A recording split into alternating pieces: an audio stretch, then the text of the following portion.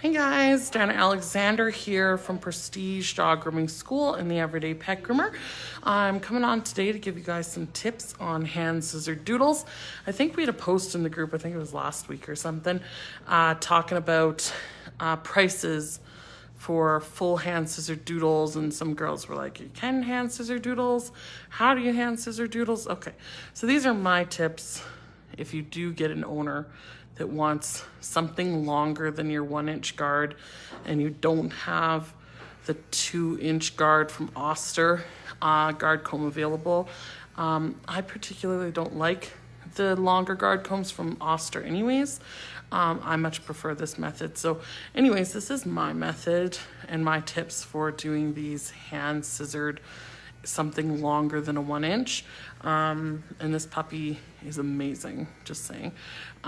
This is her second groom, and her owners love her like 3 inches long and sort of very doodly. So anyways, I'm gonna flip you around. Okay, this is Molly. I kind of halved her already, but then I was like, maybe I should go live and show some guys this. So my tools are gonna be my 5-in-1 clipper. I need to clean that out, just a second, guys. I'm going to use my 5-in-1 clipper with a 1-inch, but I'm going to show you how I'm going to use that. And sorry, 2 seconds, guys. I'm one-handing it today. Sorry, no camera operator today. So I've got my 1-inch on my 5-in-1 clipper set with a 40. I'm going to be using my Curve Sassy Dog Chunkers, and I'm going to be using my straight Sassy Dog Chunkers as well. Okay, so step number 1 is obviously an amazing bath and prep job. This girl has, you can tell, super soft, very staticky coat. So you need to extra put work into this coat. As you can tell, she's an absolutely incredible dog. She just stands here the whole time. Just let me turn you, girl. Just stay right there. Stay right there for me. Stay. Good girl. So I'm just going to comb out everything. I did a bit on the rear end. So my first step is to decide the shape.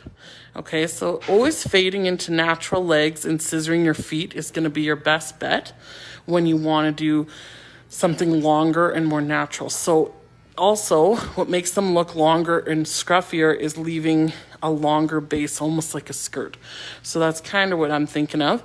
So anything you can do with clippers just to set in everything for yourself is going to help you know where to go with your scissoring, okay? So that is the reason why I'm going to use a guard comb, just to whack in the general length. You could just come here and scissor, and I could definitely come here and scissor. I have the experience, but anytime that I'm teaching, I always say anything you can do with clippers, it's faster, and if it shows you where you need to go with your scissoring, then that's a total win for me. So I'm going to use my 1-inch guard, and I'm just taking with the tip of my guard comb, I'm just grabbing the hair a bit, and I'm coming with the lay of the coat, and I'm going very, very light. Very, very light. And I know my pressure very well, and I know the dog's anatomy well, so I know that I can get this generally the same everywhere. I'm just going to whack in. I'm going very light, so I know this is going to be about 3 inches long. I'm fading into the leg. I'm going to come on the front. Again, I'm not going full strength. I'm just grabbing with just the tip of my guard comb. And I'm just wrapping around. I'm not going to go right around. I'm going to leave that little bit because that makes them look longer and scruffier. Slowly gliding through. Just gliding through. And you can see we're left with kind of a very choppy but general look here. In the neck area, you need to be careful you don't scoop too much because you'll get a big short patch. So look how I'm grabbing it with just the tip of my guard comb. I just want to pull it through a little bit. This is just going to help me have a general length set in. So once I have that done, I'm going to give a little spritz with my static spray from Artero. Just from a distance. This is just going to give me little water droplets on the outsides of the hair, which is going to help me get a little bit of weight with this really soft coat.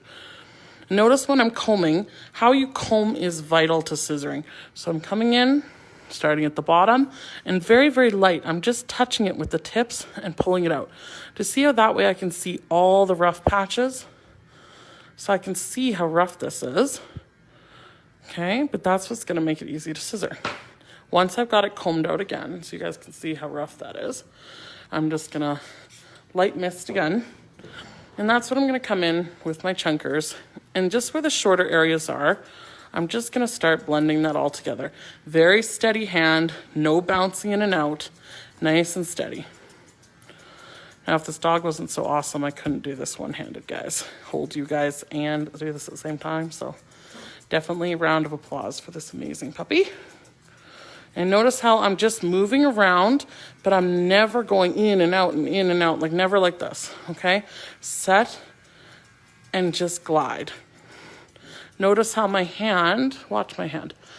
My hand, whoops, stay there, puppy. My hand is moving with the contours of the dog's body, just like we would when we're clippering. Okay, I know I want to come in here, give her a bit of a waist. So I'm coming in here. And this is the instance that I love to use. Notice how I'm starting to tip in with the angle of her body. I'm just following the angles of her body, but again, I'm not coming in and out, I'm just gliding. And the only thing that's changing is I'm just following the shape of her body. Okay, but you can see how we're already coming really smooth, nice and quick. So these hand scissored cuts don't have to be rocket science or terrifying. You know, but you can see how smooth we're getting here. We still need to come back in. I'm gonna do the same thing. Grab it with just the tip of my comb, fluff it out. You can see we still have some bigger rough areas, light spritz. Now I'm gonna come in with my curves. I wanna start curving that rib cage a little bit. So now I'm gonna come in with my curves. Just gives me a bit more versatility. Again, watch my hand, how the angles change, but I don't come in and out with my shears. I just set and glide. And notice how much I open my shears. I notice a lot of students when I teach them, they're just, you need to open those shears. That's how you're gonna get everything. And notice how I change the angle so I can wrap around her body. I'm gonna come and take a bit out near the armpit so she can have a separate leg from her body. Start to come into the leg here. Come into the top. Anywhere I'm seeing it a little bit rough, I'm just coming in and blending it. Okay, I'm always gonna comb down lightly to check my work. See how I'm liking it. But you can see we're still quite rough on the legs, so I need to come back over that area. You can see the body's starting to come along and look really nice now. So we're just gonna keep going over. You could also comb up and scissor over comb. That's a technique you could do as well. This is my favorite way of doing it though. So let's come back and fix this leg up here. So again, grabbing it with just the tips, how you comb is vital to scissoring. So you can see we've got quite, from a side view, quite rough. So I'm gonna come in, light spritz with my static spray because this coat is so soft. Now I'm coming in with my curved chunkers again. Again, I'm going where the shorter area is and I'm just coming and blending everything. Sorry guys, I'll have to change this up since I'm doing this all one-handed, holding you guys. And notice how much I open my shears and no bouncing, just gliding. I want to pull the hair this way. I want to pull the shorter hair into the longer hair of the leg that I'm leaving more natural. So that's why I'm switching directions here. So I come and comb to check my work. You see how we're starting to get really smooth and cute. Now I want to take in this, so I'm going to come back in. Sorry guys, just clearing my chunkers here. And when I want to blend something into something shorter, I sweep through it. Notice the movement, sweeping through the hair with the teeth part of my chunker or blender. Okay? So notice how I'm just grabbing the tips. I'm going to slow it down for you guys. Grab the tips of the hair. Grab it and pull through. Okay, that's how you're going to get that flawless blend. Okay, see how we're getting that beautiful blend now? And that's how we can maintain that length, okay? I can tell that we need a little bit up here, So I'm going to come back in. My blenders again, same thing.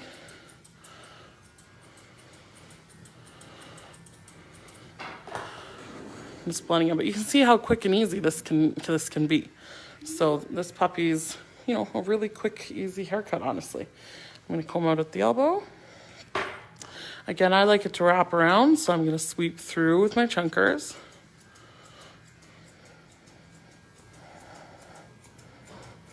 And in the front, I'm just following the shape of her body. Sweeping through.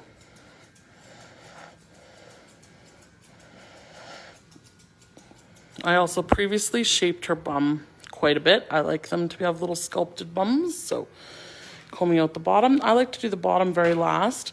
I'm going to come in right at the base of the rib cage, right where the last rib is, and just come and tidy that up.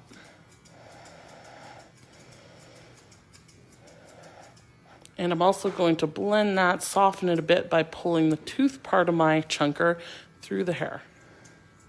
See that? Just gentle.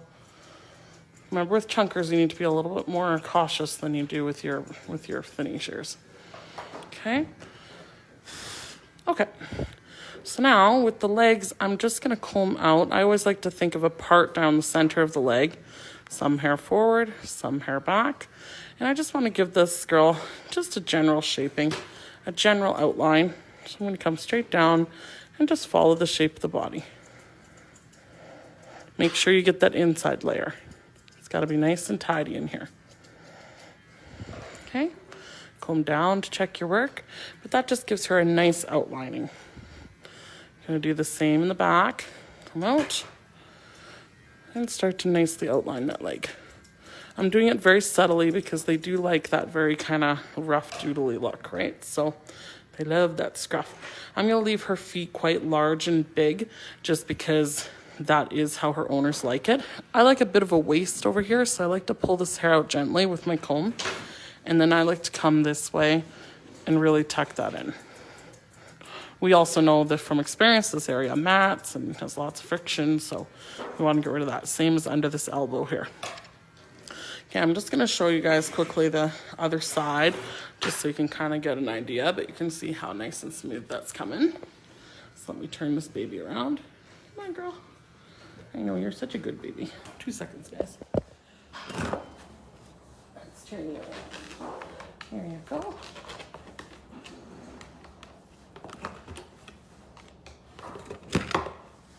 Sorry, coming, guys.